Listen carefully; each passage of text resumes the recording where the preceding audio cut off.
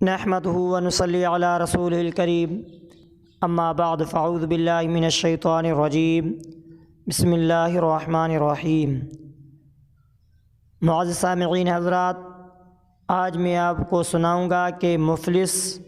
و نادار کس کو کہتے ہیں۔ مفلس اور نادار جیسا کہ حضرت ابو ہریرہ رضی اللہ تعالی عنہ سے روایت ہے کہ کہتے ہیں کہ رسول اللہ صلی اللہ تعالی علیہ وآلہ وسلم نے ارشاد فرمایا، اگر کسی شخص نے کسی دوسرے آدمی کی عزت و آبرو یا کسی اور معاملے میں زیادتی کی ہو تو اسے چاہیے کہ اس کا تدارک آج ہی کر لے، اس سے پہلے کہ نہ کوئی دینار ہو اور نہ ہی درہم جو اس کے کام آ سکے۔ روز قیامت ہوگا یہ کہ اگر اس کے نام اعمال میں نیک عمل ہوئے تو اس کی زیادتی کے بے قدر عمل اس سے لیے جائیں گے، اور اگر اس کا نام اعمال نیکیوں سے خالی ہوا تو دوسرے آدمی یعنی جس کے ساتھ اس نے زیادتی کی ہوگی اس سے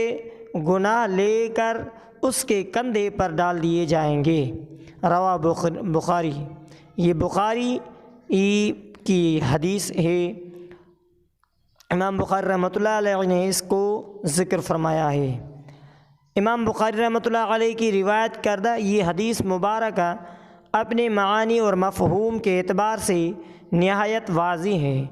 اور وہ یہ کہ رسول رحمت صلی اللہ تعالی علیہ وسلم کی ہر امتی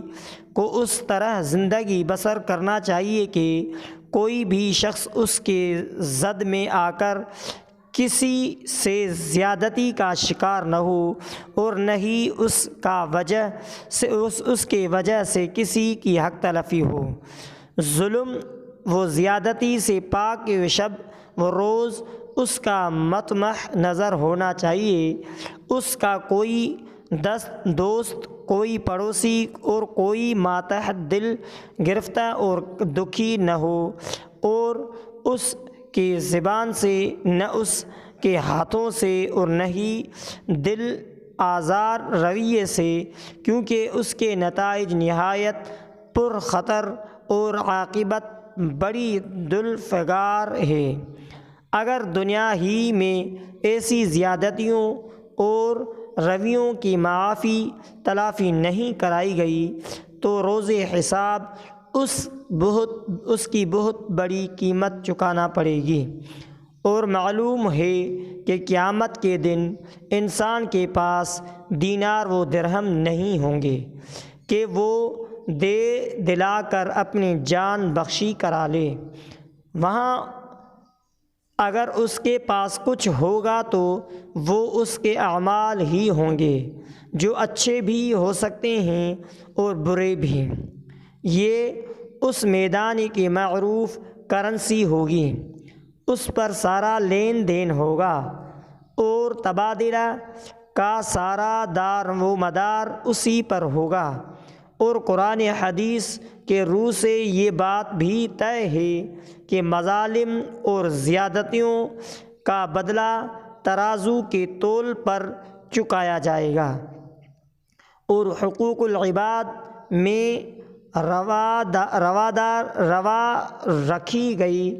روادار رکھی گئی سارے اونچ نیچ کو عدل و مساوات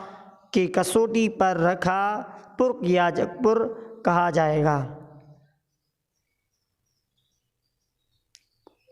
آج اللہ کی بارگاہ میں شاہ گدا، امیر و غریب، حاکم و محکوم اور آفیسر و ماتحت میں کوئی فرق نہیں ہوگا۔ ہر انسان کا نام اعمال کھل جائیں گے اور منضبط ریکارڈ کے مطابق کارروائی عمل میں لائی جائے گی۔ حضرت ابو سعید خدری رضی اللہ تعالیٰ عنہ کی ایک حدیث کے مطابق روز قیامت لوگوں کو جنت اور دوزخ کے درمیان ایک پل پر روک لیا جائے گا اور باہم کی گئی زیادتوں کا بدلہ لیا جائے گا۔ معاملہ صاف ہو جانے کے بعد ہی ان کو جنت میں داخلے کی اذن حاصل ہوگا۔ اور حضرت عمار بن یاسر رضی اللہ تعالیٰ عنہ کی روایت کردہ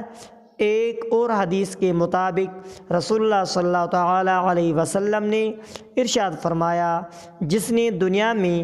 اپنے غلام کو مارا پیٹا ہوگا اس سے بھی قصاص لیا جائے گا۔ یہ دونوں حدیثیں امام بخاری رحمۃ اللہ علیہ نے اپنی صحیح میں نقل فرمائی ہیں۔ پھر امام مسلم رحمۃ اللہ علیہ نے بھی حضرت ابو ہریرہ رضی اللہ تعالیٰ عنہ کے حوالے سے یہ حدیث نقل فرمائی ہے کہ رسول اللہ صلی اللہ تعالیٰ علیہ وآلہ وسلم نے ارشاد فرمایا، تمہیں قیامت کے دن ایک دوسرے کے حقوق کو ادا کرنا ہوگا، حتیٰ کہ سینگ والی بکری سے بھی بدلہ لیا جائے گا کہ اس نے بے سینگ کی بکری کو مارا ہوگا۔ یہ عدل و انصاف اور ادائیگی حقوق کی ایک اعلیٰ تمثیل ہے۔ جب ہم اپنی گرد پیش پر نظر ڈالتے ہیں تو مظالم اور زیادتیوں کا ایک بازار گرم ہے۔ ہر آدمی دوسرے سے نالاں ہے، کوئی کسی کی زمین پر قابض ہے، کسی نے کسی کا مکان ہتھیاں لیا ہے، کوئی کسی کی عزت و ناموس کے در پہ ہے، کوئی نتھے اور معصوم لوگوں کی جان سے کھیل رہا ہے، کسی نے اپنی بیٹیوں کو وراثت سے محروم رکھنے کا منصوبہ بنا رکھا ہے،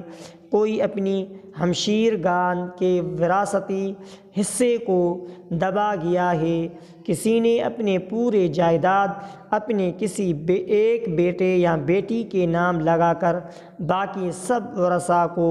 بے دخل کر دیا ہے، اور کسی کے حق دبانے کا یہ سلسلہ صرف شہری زندگی پر ہی منحصر نہیں بلکہ دیہی زندگی بھی ایسے ہی زخموں سے چور چور ہے۔ وہاں ایک دوسرے کی کھڑی فصلوں کو نقصان پہنچانا، نہر یا ٹیوب ویل کے پانی کو چرا لینا، اپنی مویشی کسی دوسرے کے کھیت میں چرنے کے لیے چھوڑ دینا، دودھ میں پانی ملا دینا، ناپ تول میں کمی کرنا، اشیاء خوردونوش میں ملاوٹ کرنا اور اس قسم کی دیگر قباحتیں جو چور بازاری ہی کے ضمن میں آتی ہیں، شہری اور دیہی زندگی کو اس طرح اپنی گرفت میں لے چکے ہیں کہ اب انہیں گناہ یا جرم تک نہیں سمجھا جاتا۔ تو مفلس و نادا کا پتہ تو تب چلے گا جب آخرت یعنی محشر کا میدان ہوگا۔